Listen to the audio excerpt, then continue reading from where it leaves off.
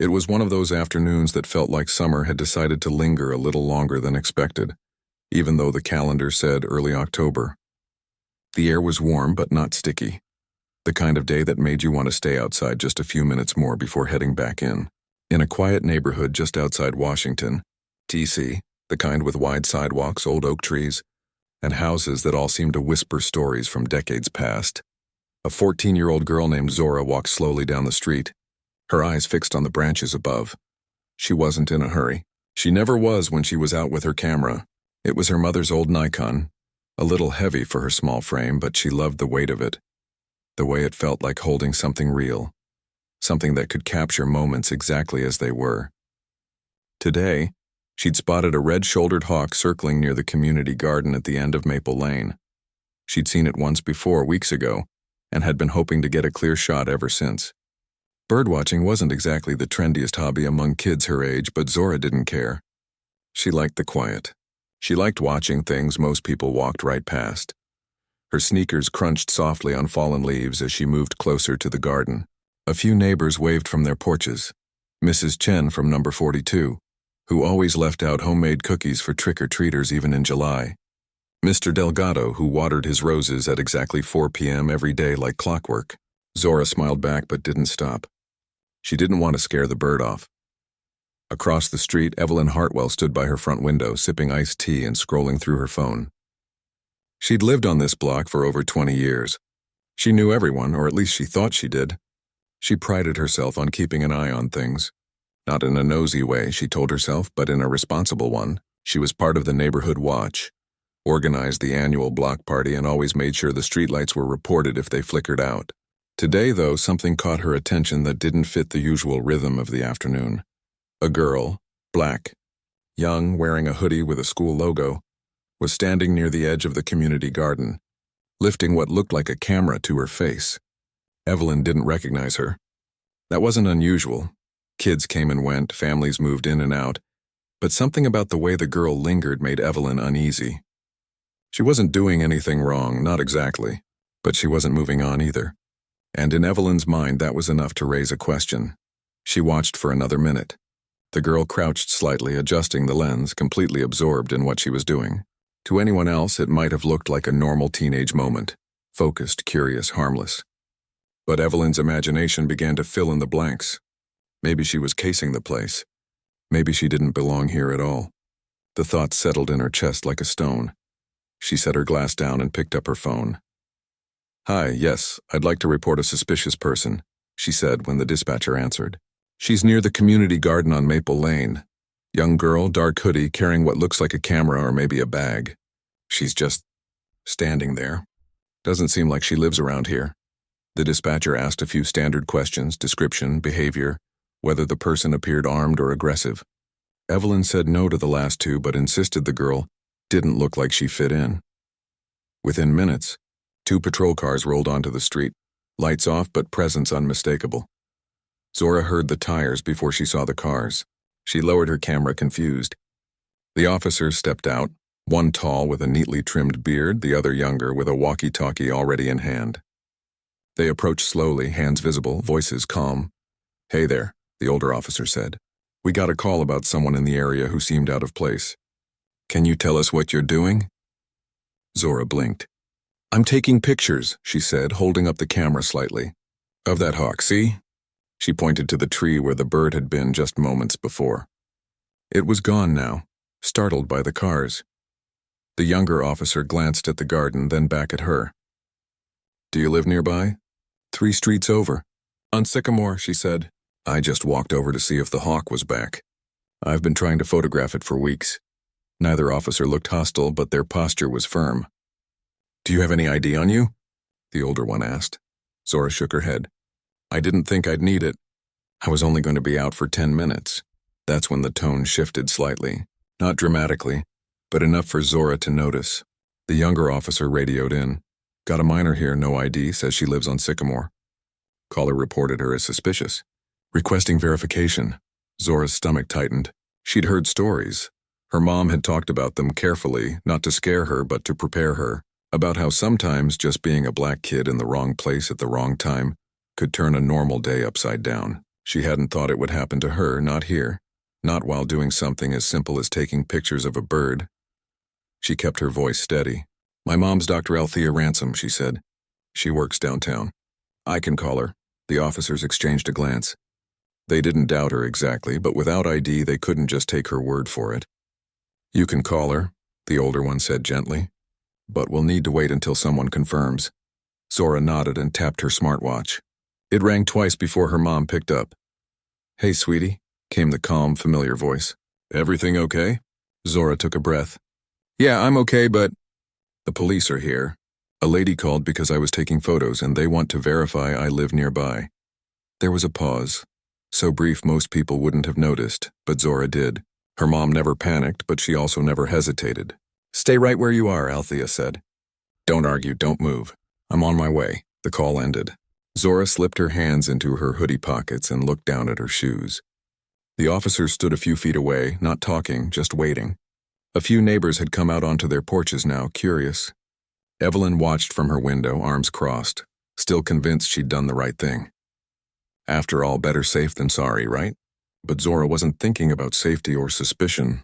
She was thinking about the hawk, how it had tilted its wings just before flying off, how the sunlight caught the red in its shoulders. She hoped she'd get another chance to see it. 20 minutes later, a black SUV with tinted windows turned onto the street. It moved smoothly without fanfare, but something about the way it stopped. Deliberate, quiet, commanding made everyone look. The door opened and a woman stepped out. She wasn't in uniform. No badge on display, no official jacket, just a navy suit, low heels, and an expression that managed to be both composed and deeply focused. Her silver-streaked hair was pulled back and her eyes went straight to Zora. The officers recognized her instantly. The younger one stiffened. The older one actually took a half step back, then quickly composed himself. "Ma'am," he said, voice lower now, respectful. "We didn't realize—" Althea held up a hand, not unkindly. "It's all right," she said. Then she walked straight to her daughter, knelt slightly and looked her in the eyes. "You okay?" Zora nodded. "Yeah, I didn't do anything wrong." "I know," Althea said softly.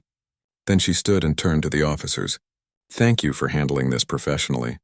I'll take it from here." One of them cleared his throat. "We were just verifying, ma'am. Standard procedure." "I understand," she said, "but let's talk about what suspicious really means, and who gets to decide." Before they could respond, a voice came from the sidewalk. "I called," Evelyn said, stepping forward. She looked flustered now, less certain. I didn't recognize her. I thought—" Althea turned to her, calm but direct. "You thought what exactly? That a child with a camera was a threat?" Evelyn opened her mouth, then closed it. The words she'd rehearsed in her head, about safety, about responsibility, suddenly felt hollow. Around them, the street fell quiet. No birds, no cars, just the rustle of leaves and the weight of a moment that would ripple far beyond that afternoon.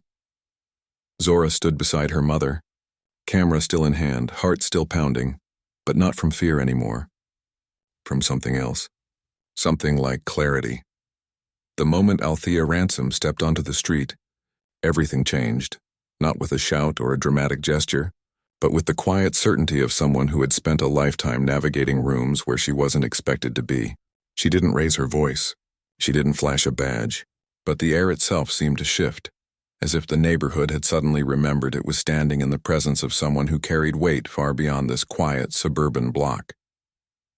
Zora stayed close to her side, not out of fear but because it felt right, like returning to solid ground after walking on shaky ice. The officers, now visibly uneasy, exchanged glances. The older one cleared his throat again. "Ma'am, we were just following up on a call. We didn't know she was your daughter." "I understand," Althea said, her tone even, "but that shouldn't matter, should it? Whether she's my daughter or someone else's, she's a child. She was taking photographs in broad daylight in a public garden. That's not suspicious. That's ordinary." Evelyn stood a few feet away, arms now limp at her sides. Her face had gone pale. She'd expected gratitude, maybe. A thank you for keeping the neighborhood safe. Instead, she felt exposed, as if someone had turned on a light in a room she thought was private. She opened her mouth to speak again, but no words came. What could she say? That she'd seen a black girl and assumed the worst? That she hadn't even considered the possibility that this child belonged here? Just like anyone else? Althea didn't wait for an answer. She turned to Zora. Let's go home. As they walked back to the SUV, Zora glanced over her shoulder. Evelyn was still standing there, frozen. A few neighbors had retreated into their houses, but others watched from behind curtains or over fences. No one said anything. The silence was louder than any argument. Inside the car, Zora finally let out the breath she'd been holding. I didn't think it would happen to me, she said quietly. Althea reached over and squeezed her daughter's hand. I know, but the world doesn't always see kids like you the way I do. That's not your fault. It never will be. Back at their house, a modest brick home with a wraparound porch and a garden full of native plants, Althea made tea. Not because she needed it, but because the ritual helped her think. Zora sat at the kitchen table, still holding her camera, staring at the screen. The photo of the hawk was blurry, the bird already in flight. She sighed. You still got the shot, Althea said, placing a mug in front of her. Even if it's not perfect. Zora looked up. But I scared it off. Maybe, her mom said. Or maybe it just wasn't ready to be seen yet. They sat in silence for a while, the kind that only exists between people who don't need to fill every second with words. Outside, the sun dipped lower, painting the sky in soft oranges and purples. It had been a long day at work for Althea. Classified briefings, threat assessments, meetings that stretched on far too long, but none of that mattered now. All that mattered was the girl across from her, who'd done nothing wrong and yet had been made to feel like she did. Later that evening, as Zora headed upstairs to shower, Althea picked up her secure phone. She didn't call the local police chief, not yet. Instead, she dialed the assistant director of community outreach. We need to talk about what happened today, she said. Not as a complaint, as a conversation. The next morning, the story began to spread, not through news vans or viral videos, but through the quiet channels of a close-knit community. Someone told a friend who mentioned it at the grocery store, who repeated it at the PTA meeting. By lunchtime, half the neighborhood knew that the woman who'd called the police on the black girl was now facing questions she hadn't prepared for. Evelyn tried to go about her day as usual. She watered her hydrangeas, checked her mailbox, even waved at Mr. Delgado when he passed by, but he didn't wave back. Mrs. Chen, who usually greeted her with a warm smile, looked away when their eyes met. It wasn't hostility, just distance, and that hurt more than anger ever could. She replayed the moment in her head again and again. Had she really been so quick to assume? She told herself she was just being cautious, that anyone would have done the same. But deep down she knew that wasn't true. If the girl had been white, blonde, wearing a pastel sweater instead of a hoodie, would she have called? The answer came too easily, and it shamed her. Meanwhile, Zora returned to school. She expected whispers, maybe even stares. But what surprised her was how many kids came up to her. Not with pity, but with quiet solidarity. A boy from her science class handed her a note that read, My cousin got stopped last year for walking his dog. You're not alone. Her photography teacher pulled her aside after class and said, If you ever want to turn this into a project, I'll support you. At home, Althea received a call from the local police chief. He was apologetic, professional, and clearly uncomfortable. We're reviewing the call, he said, and we'd like to invite you to speak with our officers about implicit bias training. I'd be honored, Althea replied. But let's be clear, this isn't about one bad call. It's about a pattern, and patterns only change when people are willing to see them. That weekend, Evelyn sat on her porch for hours watching the street.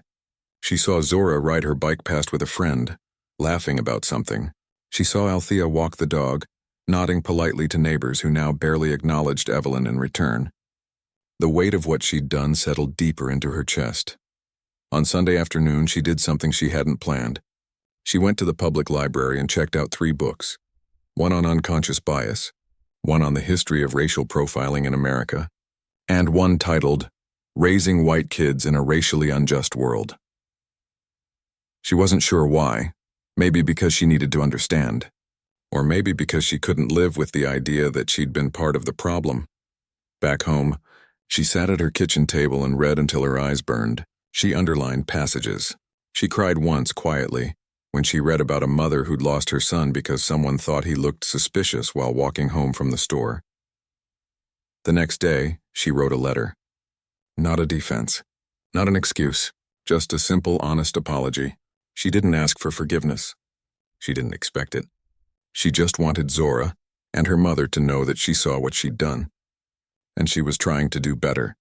She slipped the letter into an envelope, along with a small field guide to birds of the Mid-Atlantic region, something she'd found at the bookstore, remembering the camera, the hawk, the quiet focus in the girl's eyes.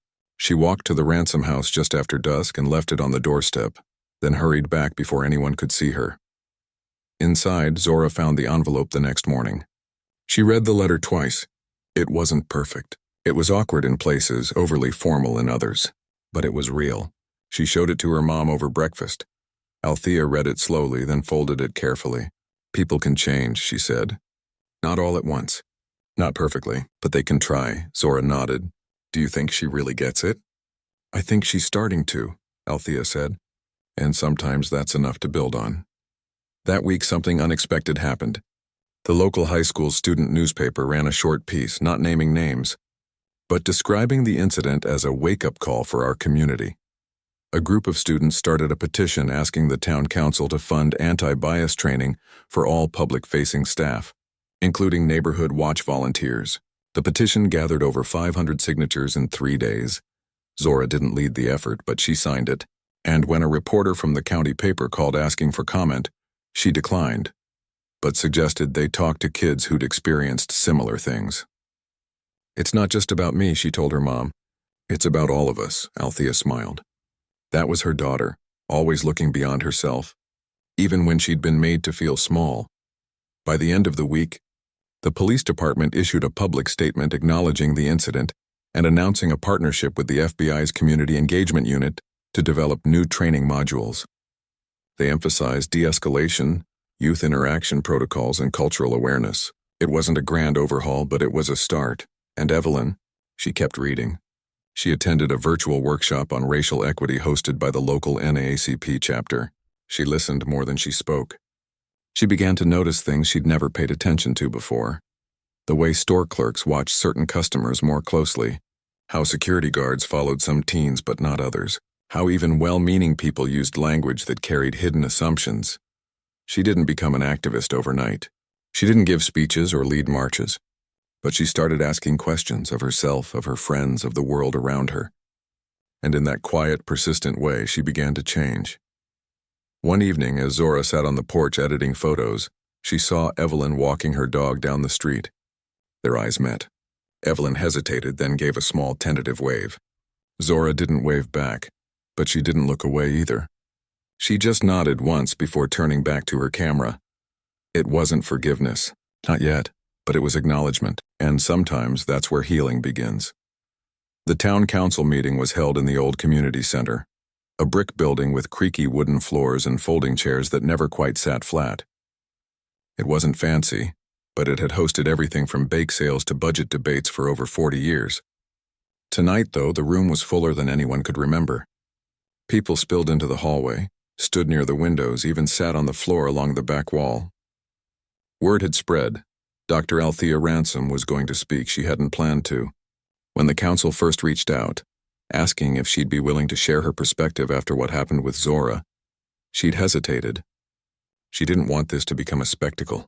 She didn't want her daughter's name tossed around like a headline. But then she thought about all the other kids, black, brown, different, quiet, curious, who'd been made to feel like they didn't belong simply for existing in public space. If her voice could help shift even one person's understanding, wasn't that worth it? So she said yes, but with conditions: no cameras, no recordings, and she wouldn't speak as FBI director, only as a mother. Now standing at the front of the room in a simple gray blouse and slacks, she looked out at the crowd. Some faces were familiar: neighbors, teachers, parents from Zora's school. Others she didn't recognize. Evelyn was there too, sitting near the back, hands folded tightly in her lap, eyes downcast at first, then slowly lifting to meet Althea's. "Thank you for having me," Althea began, her voice calm but carrying. "I'm not here to assign blame. I'm here because I believe we all want the same thing. A community where every child feels safe, seen, and respected." She paused, letting that sink in. "A few weeks ago, my daughter went outside to take pictures of a bird. That's it. No agenda, no mischief, just a 14-year-old with a camera and a love for nature. And yet someone saw her and decided she didn't belong. That moment didn't just affect Zora. It rippled through our neighborhood, our schools, our sense of who we are. She didn't mention Evelyn by name. She didn't need to. Everyone in the room knew. What I want to ask tonight isn't who was right or wrong, she continued. It's this. What kind of community do we want to be? One that polices difference? Or one that welcomes it? A woman in the second row wiped her eyes. A man near the door shifted uncomfortably. A teenager in the back whispered something to a friend who nodded slowly. Althea spoke for less than 10 minutes. She shared stories, not just about Zora, but about her own childhood, about being followed in stores, about the weight of always having to prove you're not a threat. She talked about how fear, when left unchecked, can masquerade as caution, and how just being careful can still cause real harm. When she finished, there was silence. Not the awkward kind, but the thoughtful kind. The kind that comes when people are actually listening. Then someone started clapping. Not loudly, just a few soft claps at first, then more joined in. It wasn't applause for performance. It was gratitude, for honesty, for vulnerability, for speaking a truth that many had felt but hadn't known how to say. Afterward, people lined up to talk to her. Not for autographs or photos, but to share their own experiences. A grandmother said her grandson had been stopped 3 times walking home from basketball practice. A teacher admitted she'd once called security on a student who seemed agitated, only to learn later he was having a panic attack. A young man barely out of high school said, "I've lived here my whole life, but I still get asked if I'm lost when I walk through certain parts of town." Althea listened to each one. She didn't offer solutions. She just bore witness Evelyn didn't approach her. She stayed in her seat until the room emptied, then slipped out quietly. But the next morning, she emailed the town clerk and signed up to co-lead a new initiative the council had just approved. A youth elder mentorship program designed to build bridges across generations and across differences. She didn't do it for redemption. She did it because, for the first time, she understood that belonging isn't something you grant or deny. It's something you nurture. At school, Zora noticed a shift too. It wasn't dramatic, no sudden friendships or grand gestures, but things felt lighter. Her photography teacher, Ms. Lin, announced a new after-school project, Belonging Through the Lens. Students would document everyday moments of connection in their neighborhoods, kids playing, elders gardening, people helping each other carry groceries. The goal wasn't to create perfect images, but honest ones. Zora signed up immediately. She brought her Nikon, cleaned the lens, and started walking the streets again. Not with fear this time, but with purpose. She photographed Mrs. Chen teaching a group of kids how to fold dumplings on her porch. She captured Mr. Delgado showing a neighbor how to prune roses without hurting the stems. She even got a shot of 2 boys, one white, one Latino, building a skateboard ramp together in the park, laughing when it collapsed the first time. Each photo told a story of ordinary belonging. And in each one, Zora found a quiet kind of healing. Meanwhile, the local paper ran a follow-up piece, not about the incident itself, but about the community response. They interviewed students, teachers, even a few police officers who'd gone through the new bias awareness workshop. One officer said, "I've been on the force for 12 years, and I never really thought about how a routine call could carry so much weight for someone else. Now I do." The article ended with a quote from Althea. "Safety shouldn't come at the cost of dignity. And dignity isn't a privilege, it's a right." Back at home, Zora showed her mom the latest batch of photos. "I think I'm getting better," she said, scrolling through the images on her laptop. "You always were," Althea replied, sipping tea at the kitchen table. "You just needed the world to catch up." They talked about the exhibit. The school was turning the library into a gallery for 1 week. Parents, teachers, even town officials had been invited. Zora was nervous. What if people just see the photos and forget the point? "Then we'll keep making more," her mom said simply. "Change doesn't happen in one night. It happens in small moments over and over until something new takes root." The night before the exhibit opened, Evelyn showed up at the school with a tray of homemade lemon bars. She didn't say much, just handed them to Ms. Lin and mumbled, "For the students." But as she turned to leave, she saw Zora hanging a photo near the entrance. It was the one of the 2 boys with the skateboard ramp, mid-laugh, covered in sawdust and joy. Evelyn stopped. "That's a good one," she said softly. Zora looked up, surprised. Thanks, a beat of silence. Then Evelyn added, I used to think safety meant control, but I'm starting to see it's really about trust. Zora didn't know what to say, so she just nodded, and for the first time it didn't feel like an ending. It felt like a beginning. The exhibit opened on a Friday evening. The library buzzed with voices, soft music playing in the background, fairy lights strung along the shelves. Parents pointed out their kids in photos. Teachers smiled at scenes they recognized from their own classrooms. Even the police chief showed up, standing quietly in front of a photo Zora had taken of an officer kneeling to tie a little girl's shoelace during a school event. In the center of the room, on a small easel, was Zora's photo of the red-shouldered hawk, now titled, Still Here. Beneath it, a small card read, Sometimes, the most powerful thing you can do is stay. Althea stood near the back, watching. She saw Evelyn talking to a group of students, actually listening. She saw neighbors who hadn't spoken in months sharing stories over lemon bars. She saw her daughter, calm and proud, answering questions about her work. No one mentioned the incident that started it all, but everyone felt its echo in the care, the attention, the effort to see each other clearly. Later that night, as they walked home under a sky full of stars, Zora said, I think we're going to be okay. Althea put an arm around her shoulders. We already are, she said. We just needed to remember how to look at each other, with eyes wide open, and hearts willing to change, and in that quiet moment, walking down a street that once felt divided but now felt whole, they both knew it was true. Weeks passed, and the neighborhood settled into a new rhythm, not perfect but softer, more thoughtful. The kind of change that doesn't announce itself with fanfare but shows up in small, steady ways. A neighbor asking how someone's day was and actually waiting for the answer. A kid waving to an elder they used to avoid. A police officer kneeling to talk to a child at eye level instead of standing over them. It wasn't magic. It was just people choosing again and again to do better. Inside the local police department, things were shifting too. The chief had kept his word. With quiet coordination and no press releases, he reached out to the FBI's Community Engagement Division. He didn't ask for a lecture or a top-down mandate. He asked for help. And Althea, honoring her promise not to overstep, made sure the offer came as partnership, not pressure. The first workshop was held on a rainy Tuesday morning in the station's training room. Officers filed in with coffee cups and skeptical expressions. Some had been on the force for decades.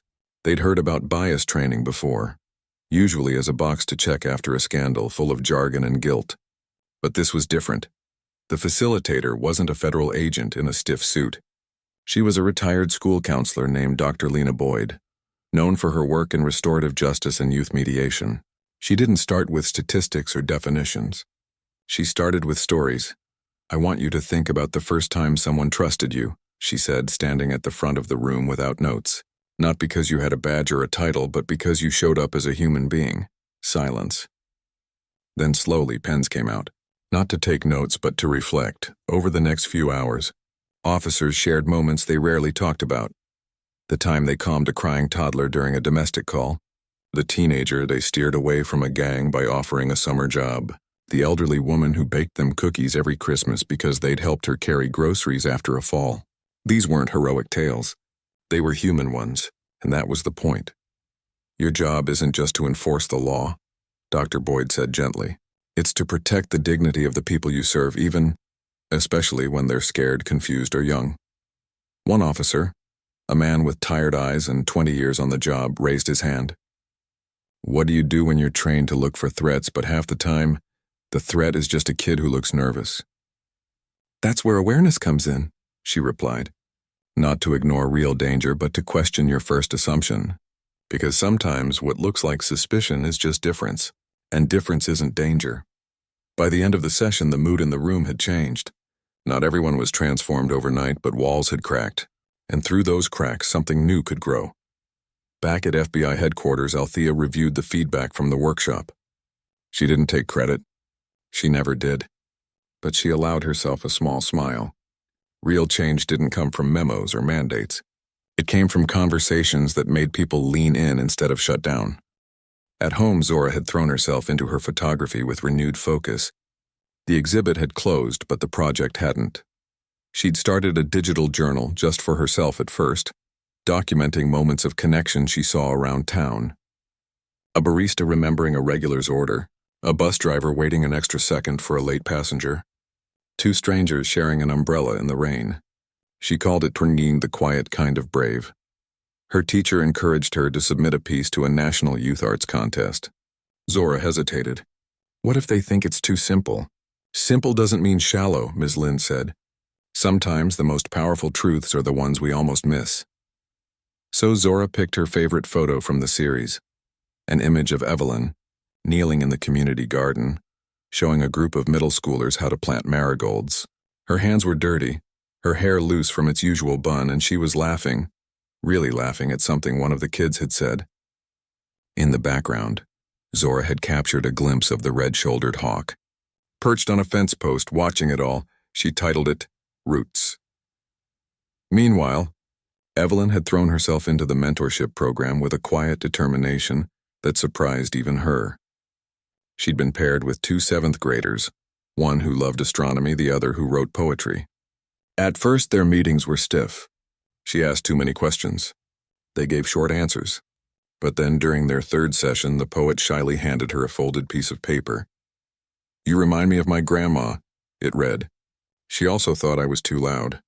But she listened anyway. Evelyn cried that night. Not out of guilt, but gratitude, for the chance to be more than her worst moment. She started showing up early to the garden, tending not just her own plot, but the shared ones too. She left seed packets on neighbors' doorsteps with little notes. Try these, they bloom even in shade.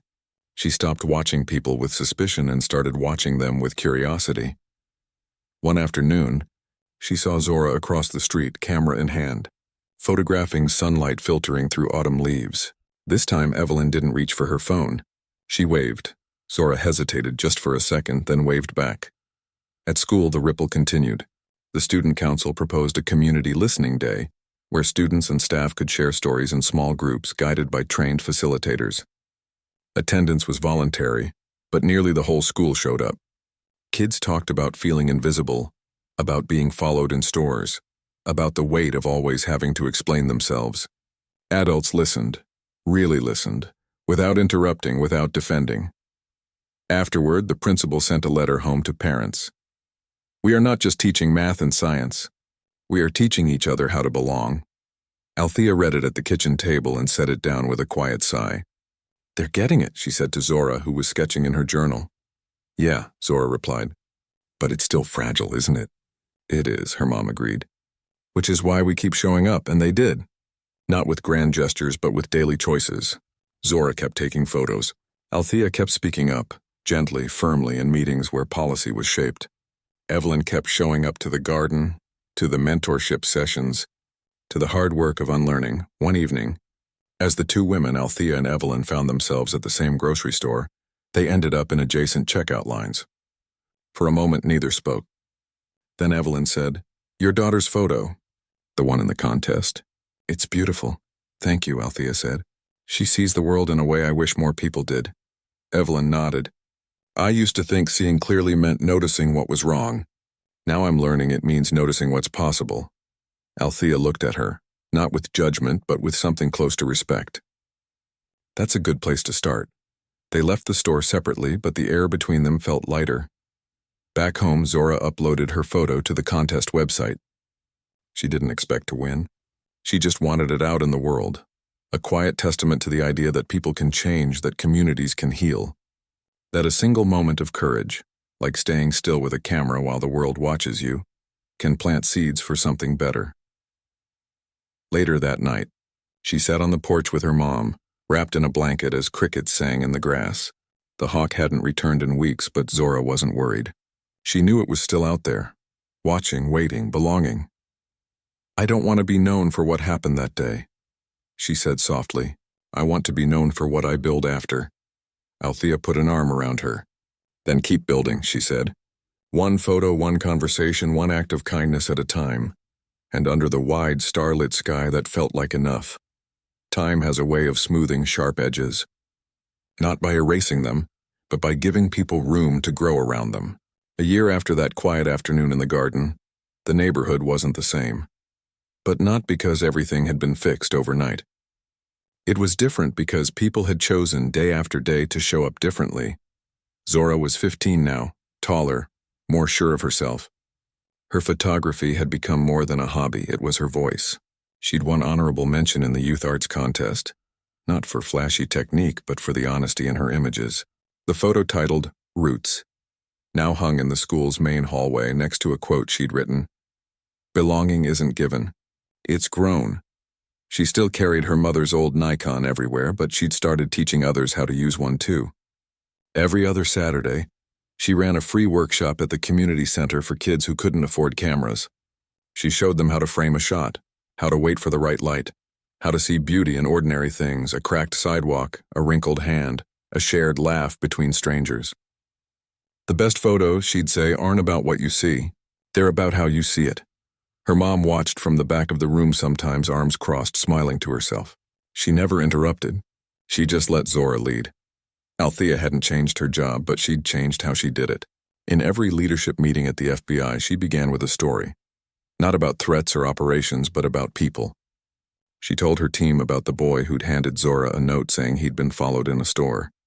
She spoke about the officer who admitted he'd never considered how a routine stop could feel like an accusation to a child. She reminded them that justice wasn't just about catching bad actors. It was about protecting the dignity of everyone, especially the ones who rarely got the benefit of the doubt. Some colleagues rolled their eyes at first. Too soft, they whispered, but over time, even the skeptics started bringing their own stories to the table, a quiet shift but a real one. Evelyn, meanwhile, had become something no one expected. A bridge. She still lived in the same house, still tended her hydrangeas, but now she also co-led the Youth Elder Mentorship Program, with a warmth that surprised even her. She'd grown close to the two 7th graders, now 8th graders, who'd once eyed her with suspicion. The poet had started calling her Ms. E, and the astronomy lover had given her a handmade star chart for her birthday. She also volunteered at the community garden every Wednesday, where she and Zora sometimes ended up working side by side, planting seeds, pulling weeds, sharing silence that no longer felt heavy. They never talked about that day directly. They didn't need to. Their actions said enough.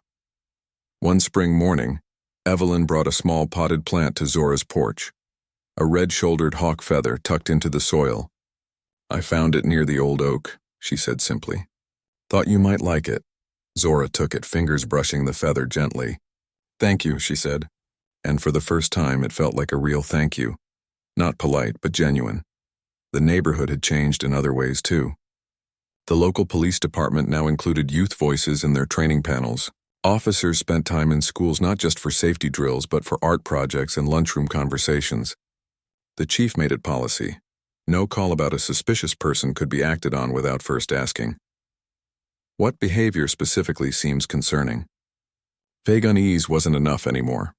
At school, the community listening days became a quarterly tradition.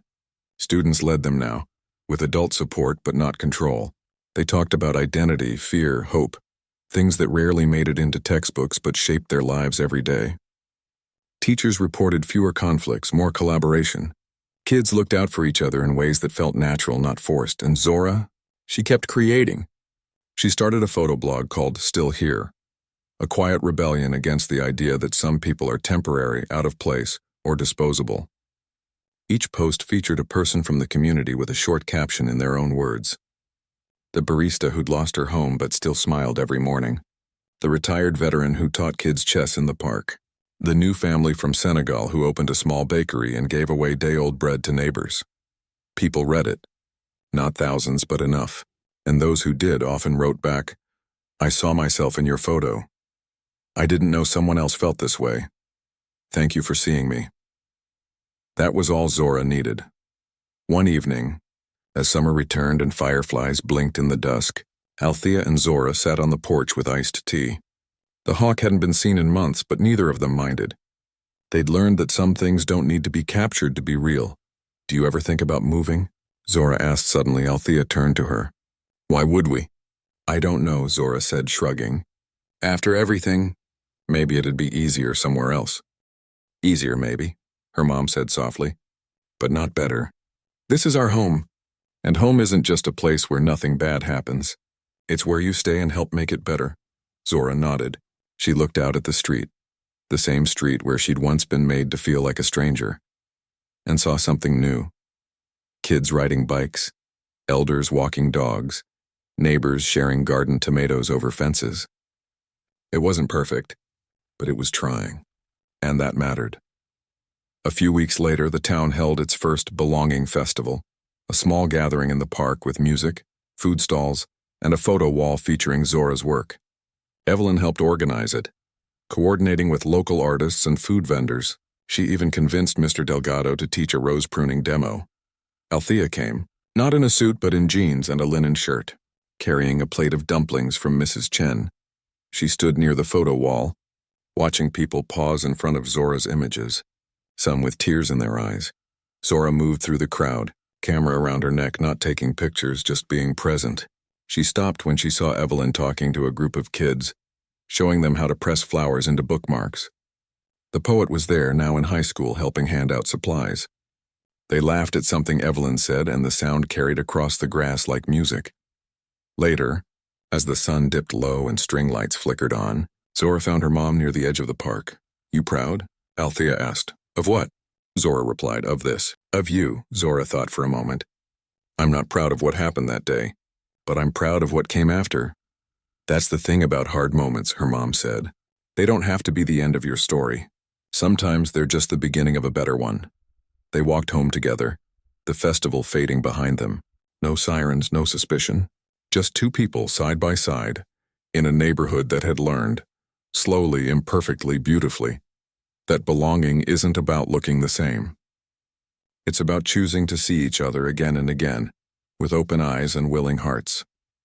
And in that choice, something quiet and powerful took root, strong enough to last.